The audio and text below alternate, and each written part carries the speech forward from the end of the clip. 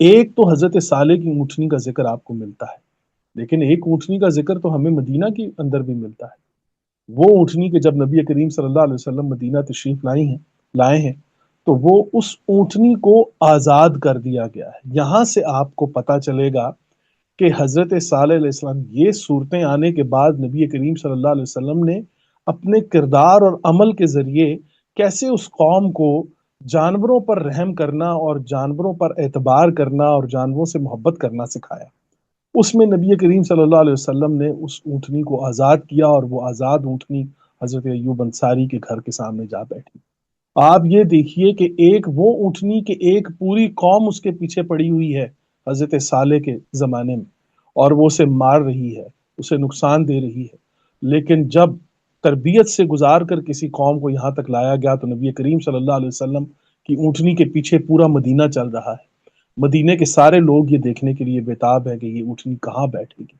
احتراماً وہ اونٹنی آگے چل رہی ہے، اور احتراماً ہی یہ سارے لوگ اس کے پیچھے چل رہے ہیں۔ وہ اندازہ آپ لگائیں کہ نبی کریم صلی اللہ علیہ وسلم نے یہ جو واقعات حضرت صالح کی اونٹنی کی بات آتی ہے، تو جب نبی کریم صلی اللہ علیہ وسلم کے مدینے کو جب آپ دیکھیں گے تو وہاں پر نبی کریم صلی اللہ علیہ وسلم کا ایک اونٹنی کے ساتھ یہ رویہ آپ صلی اللہ علیہ وسلم کا یہ بتاتا ہے کہ کس قدر عمیق اور گہرے انداز میں نبی کریم صلی اللہ علیہ وسلم نے اس قوم کو یہ پیغام پہنچایا ہے کہ یہاں پر کسی جانور کی بھی حقوق جو ہے وہ سلب نہیں ہوں گے۔ ایسا نہیں ہوگا کہ یہاں پر انسان تو انسان ہے، جانوروں کی بات بھی جو ہے وہ ایسا نہیں ہوگا کہ ان کے ساتھ بھی کسی قسم کی کوئی زیادتی کی جائے۔ تو اس طرح اگر ہم واقعات کو ملا کر دیکھیں تو یہ بہت سی سملیرٹیز ہمیں ملتی ہیں تمام انبیاء کی زندگیوں میں گزرنے والے واقعات کی اور نبی کریم صلی اللہ علیہ وسلم کے واقعات کی۔ اس کی ایک اور مثال میں آپ کو دے دیتا ہوں تاکہ بات سمجھنے میں آسانی رہے۔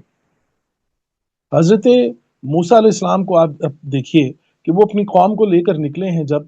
تو وہ آگے ہیں اور قوم پیچھے ہے، لیکن نبی کریم صلی اللہ علیہ وسلم جب لے کر نکلے ہیں تو قوم آگے ہے اور نبی کریم صلی اللہ علیہ وسلم پیچھے ہیں۔ پہلے پوری قوم کو جو ہے وہ مکہ سے آپ صلی اللہ علیہ وسلم نے بھجوایا ہے، اور آخر میں نبی کریم صلی اللہ علیہ وسلم نکلے۔ تو یہاں پر جو طریقہ کار ہے جی، یہ بڑا کمال ہے، بہت خوبصورت۔ حضرت یوسف علیہ السلام کے زمانے میں آپ دیکھیے کہ 7 سال کا قحط ملتا ہے،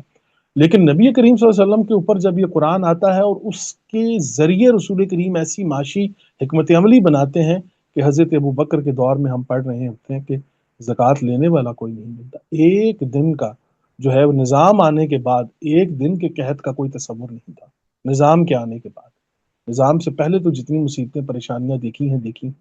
لیکن آپ دیکھیے کہ اس نظام کے بعد نبی صلی اللہ علیہ وسلم، تو یہ بہت سی سملیرٹیز جو ہیں وہ آپ کو ملیں گی۔ تو حضرت صالح کی اونٹنی کو جب بھی آپ دیکھیے تو اس کے بعد آپ یہ دیکھیے کہ قوموں کی تربیت، ہم نے بتایا تھا کہ قوموں کے عروج اور زوال کا پورا ایک تناسب آپ کو ملے گا اس صورت کے اندر۔ تو وہ قوم کے جو کل تک اونٹنیوں کے پیچھے لگ کر ان کو زخمی کرتے تھے، اور پھر عذاب ان پر اس انداز میں آئے ہیں، ایسی چنگاڑ نے آ کے ان کو لیا کہ جیسے وہ تھے ہی نہیں، آباد ہی نہیں تھے۔ تو ان کا ذکر قرآن کریم کرتے ہوئے آگے بڑھتا ہے۔ تو ہمیں حضرت صالح کی اونٹنی کو بھی ذہن میں رکھنا ہے، اور نبی کریم صلی اللہ علیہ وسلم کا رویہ بھی جو ہے وہ ہم نے